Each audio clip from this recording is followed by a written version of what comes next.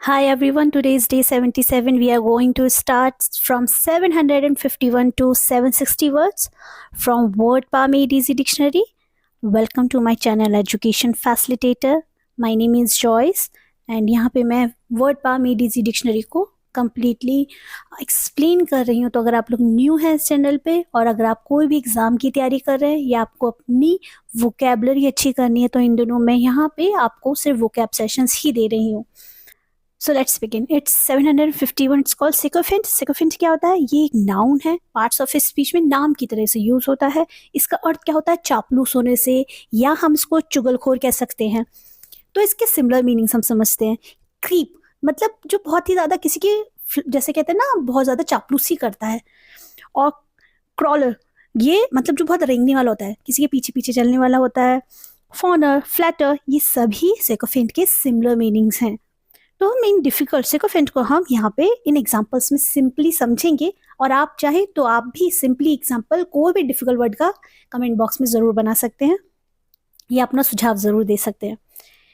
The prime minister is surrounded by sycophants, और जो प्रधानमंत्री हैं वो किससे घिरे हुए हैं? चापलूसों से। लोग बहुत ही देखे कैसे करते हैं, बहुत ज़्यादा चापलूसी करते हैं, बहुत ज़्यादा उनको प्रिटेंड करते कि बहुत अच्छे हैं और शायद पीठ पीछे उन्हीं को नेगेटिव बोल रहे होंगे।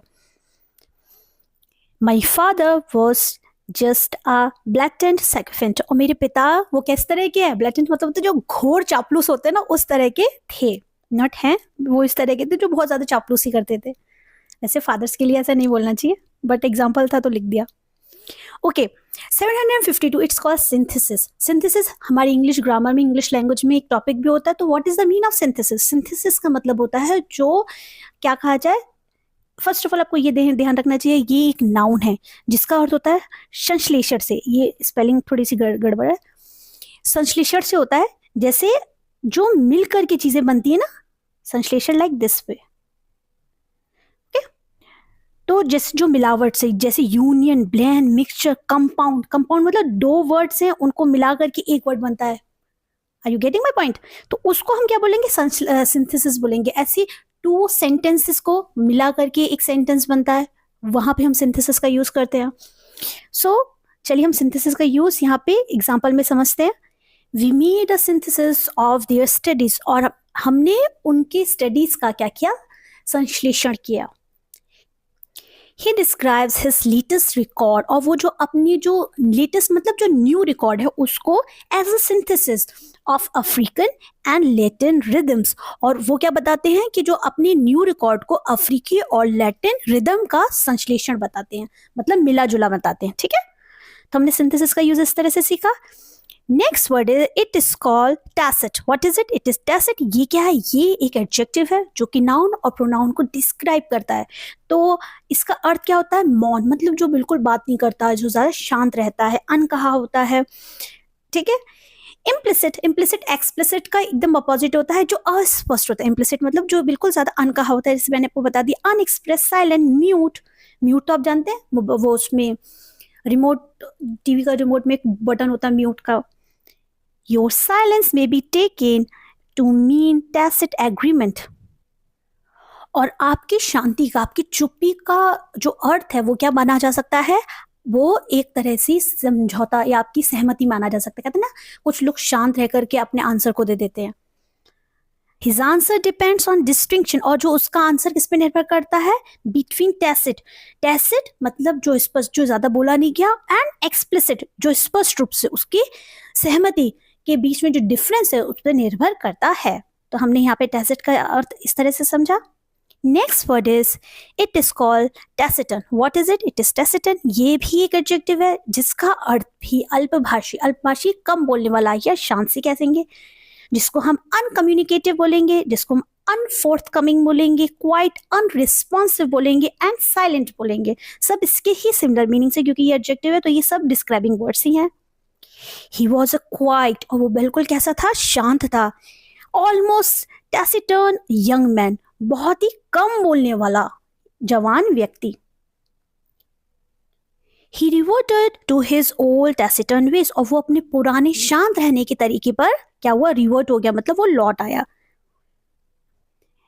155 it's called tangential, what is it? It is called tangential. ये क्या है? ये एक एडजेक्टिव है जिसका अर्थ होता है विशेषण, जिसका एग्जैक्ट मीनिंग क्या होता है? स्पर्श रेखा, मतलब जैसे आप ये देख रहे हैं लाइन, इससे टच करते हुए।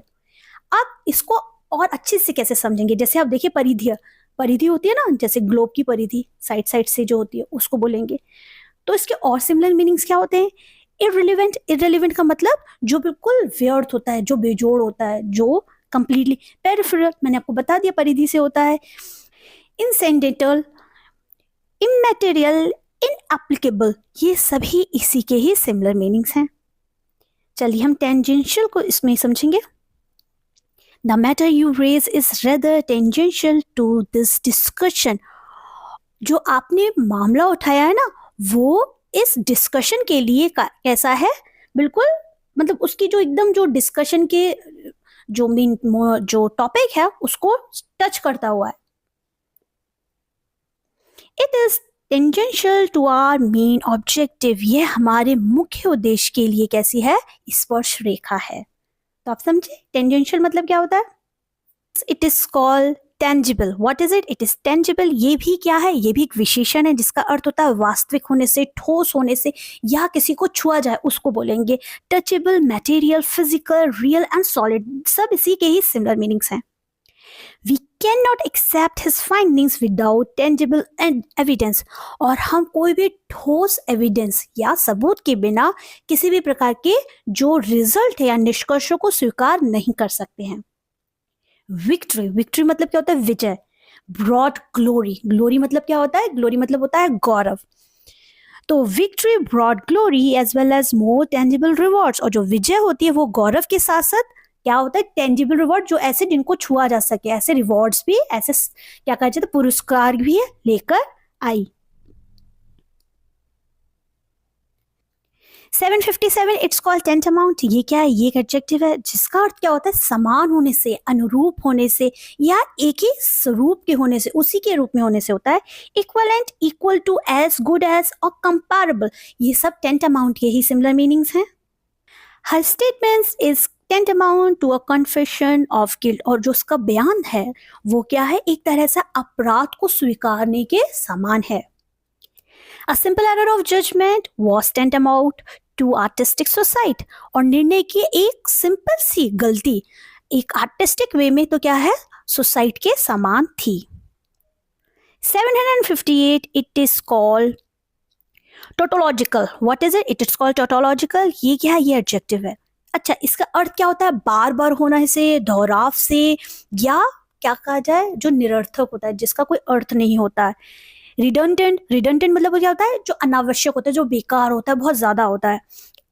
एग्जैचुरेटेड, एग्जैचुरेटेड मतलब होता है बहुत बढ़ा चढ़ा करके। ओके, कम्युनिकेटिव, लोकशियस, ये क्या होता है? बहुत बातूनी, बहुत ज्यादा बात करने वाले होते हैं, तो उनको बोलेंगे। तो ये सब किसके सिमिलर मीनिंग्स है? ये सब टोटोलॉजिकल के ही सिमिलर मीनिंग्स हैं। Style is tautological, it communicate stylishness. अच्छा, जो शैली है अगर वो बार बार दोहराई जाए तो क्या करती है? वो स्टाइलिशनेस को बताती है। मतलब अगर कोई भी तरह की शैली को बार बार दोहराया जाता है तो वो किसको बताती है? वो सजीलेपन को। स्टाइलिशनेस मतलब होता है, समझते हैं स्टाइलिश क्या होता है? The last two definitions are tautological, और जो लास्ट की जो दो क्या है डेफिनेशंस, वो बिल्कुल क्या है? बार बार दोहराई जाने की वजह से कैसी है? एंड स्पेशली मीनिंगलेस है, क्योंकि बार बार दोहराई जा रही है तो वो मीनिंगलेस भी है। 759 इट्स कॉल्ड टेमेरिटी। ये क्या है? एक नाउन है जिसका अर्थ होता है रैशनेस, मतलब क्या होता है? बहुत जल्दबाजी, उतावलापन होने से। डियरिंग, ऑडेसिटी, बोल्डनेस, साहसी होने से, गुस्ताखी करने से, घमंड होने से। ठीक है, ये सब इसके सिमिलर मीनिंग्स हैं। He had the temerity to call me a liar, और उसे मुझे झूठा कहने की क्या की? गुस्ताखी की। द मार्वल्ड मतलब उन्होंने क्या किया? आश्चर्य हुआ। एट हिज टेमेरिटी, उसकी किस पर? उसके जल्दबाजी करने पर, बहुत जल्द किसी चीज का निर्णय लेने, उतावलेपन पर उनको बड़ा आश्चर्य हुआ। ओके, ये आज का last word, it's called temperate. ये क्या है? टेम्परेट है। टेम्परेट आप लोगों ने, अगर आप लोग जानते हैं, ये ज्योग्राफी में टेम्परेट फॉरेस्ट वगैरह के बारे में बताया जाता है। इसके साथ का इसका एग्जैक्ट मीनिंग क्या होता है? ये एक एडजेक्टिव है जो कि डिस्क्राइब करता है, जिसका होता है अर्थ होता है मध्यम होने से, मतलब मिडिल, या हम बोलेंगे शीतोष्ण होने से, जिसको हम नरम भी बोल सकते हैं, संयमी भी बोल सकते हैं, माइल्ड, प्लेजेंट, प्लेजेंट मतलब जो बहुत ही अच्छा खुशनुमा होता है, एग्रीबल, बिनाइन, बिनाइन मतलब होता है जो ज़्यादा नुकसानदेह नहीं होता, जैसे होता है बिनाइन ट्यूमर भी होता है। तो बिनाइन ट्यूमर का मतलब क्या होता है, जो आपकी बॉडी को ज़्यादा नुकसान नहीं देते हैं, या सिस्ट हो जाती है बिनाइन, तो वो ठीक किए जा सकते हैं, दवाइयों से ठीक किए जा सकते हैं। सेल्फ कंट्रोल्ड, ये सभी किसकी सिमिलर मीनिंग्स है, टेम्परेंट के सिमिलर मीनिंग्स हैं। तो सिर्फ एक ही दो जो शब्द लिख दिए हैं उस बेसिस पे नहीं, जो पर मैं वो बोलती हूँ सारे मीनिंग्स, उनके हिसाब से भी आप डिफिकल्ट वर्ड को आसानी से समझ सकते हैं। He is टेम्परेंट in his habits, और वह अपनी आदतों में कैसा है, बहुत ही संयमी है, मतलब वो बहुत ही उतावले वाला व्यक्ति नहीं है।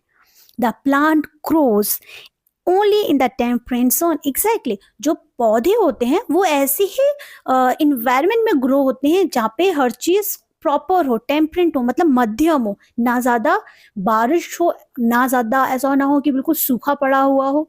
तो ऐसे जगहों में क्या होते हैं, हमारे पौधे जो कि हम लोगों के लिए बहुत जरूरी होते हैं वो उगते हैं। और आप लोग जो लोग नए हैं, आप सभी लोगों का मेरे चैनल पे स्वागत है।